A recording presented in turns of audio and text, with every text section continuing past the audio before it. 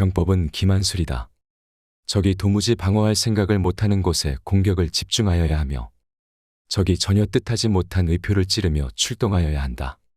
이것이 전쟁에서 승리를 움켜쥐는 길이다. 그러나 전투가 벌어지기 전에 미리 세운 계획에 얽매여서는 안 된다. 전쟁을 일으키기 전에 조정해서 전략을 수립하면서 승리를 예측하는 자는 그 계획이 주도면밀하고 다양하다.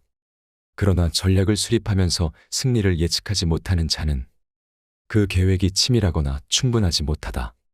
계획이 다양하면 이기고 계획이 다양하지 못하면 이길 수 없다. 하물며 아예 계획을 세우지 않는다면 그 결과는 더 말할 나위가 없다. 장기전으로 병사들이 피로해지고 사기를 잃게 되고 병력 손실이 많아지고 재정이 말라버리면 이웃의 다른 나라가 그 어려운 틈을 타서 치고 들어오게 된다. 그렇게 되면 제 아무리 지혜로운 자라도 그 뒤를 수습할 수 없다.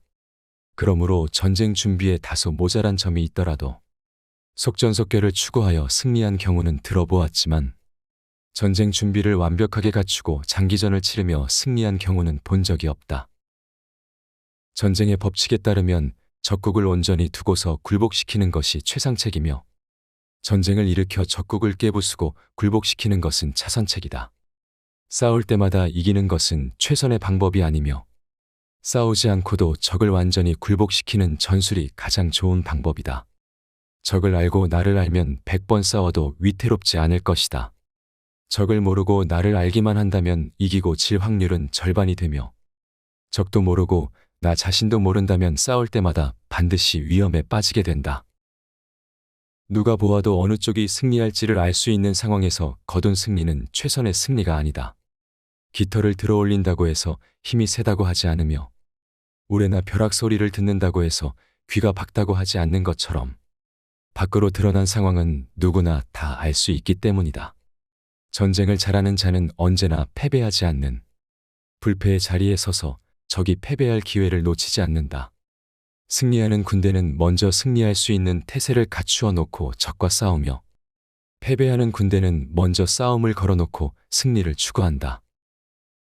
전쟁에 능한 자는 기세로 승리를 추구하며 병사 개개인의 전투력만을 탓하지는 않는다.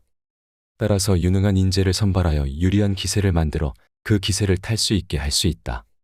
그 기세를 타게 되면 가파른 계곡에서 나무나 바위를 굴리듯 병사들을 거침없이 휘몰아 적을 칠 수 있다. 본래 나무나 바위는 평탄한 곳에서는 움직이지 않지만 비탈진 곳에서는 굴러가게 마련이다. 게다가 모난 것은 멈추고 둥근 것은 구르게 마련이다. 그러므로 지휘를 잘하는 자는 천길 높은 산골짜기에서 둥근 바위를 굴리듯 세차고 거세게 병사들을 몰아붙인다. 이것이 바로 군대의 기세인 것이다. 무용의 태세가 완벽하게 갖추어지면 적의 간첩이 아무리 깊이 침투한다 하더라도 아군의 허시를 탐지하지 못할 것이며 적에게 아무리 지혜로운 자가 있다 하더라도 계략을 세우지 못할 것이다. 한번 승리를 거둔 방식은 거듭해서 쓰지 말고 적의 정황에 따라 무궁무진하게 변화시켜 대응하여야 한다. 군대의 형세는 물과 같아야 한다. 물은 형태가 고정되어 있지 않으니 높은 곳을 피하고 낮은 곳으로 흐른다. 마찬가지로 군대는 적의 강점을 피하고 약점을 공격해야 한다. 물은 지형의 변화에 따라 흐르는 방향이 결정되며 군대는 적의 정황 변화에 따라 싸우는 방법이 조절된다. 그러므로 물에 고정된 형태가 없는 것처럼 군대에는 고정된 형세가 없다. 장수의 자질에는 다음과 같은 5가지 약점이 있을 수 있다. 첫째, 장수가 용맹이 지나쳐 죽기를 다해서 싸우기만 한다면 죽음을 당할 수가 있다. 둘째, 반대로 장수가 죽음을 두려워하여 목숨만 지키려고 한다면 적에게 사로잡힐 수가 있다. 셋째, 장수의 성격이 조급하고 화를 잘 내면 적의 도발을 참지 못하여 경거망동할 수가 있다. 넷째, 장수의 결벽증이 지나치고 명예욕이 강하면 적의 계략에 빠져 모욕을 당할 수가 있다. 다섯째, 장수가 이해를 따지지 않고 부하를 지나치게 아끼면 부하를 보호하려다가 번거로운 공경에 빠질 수가 있다.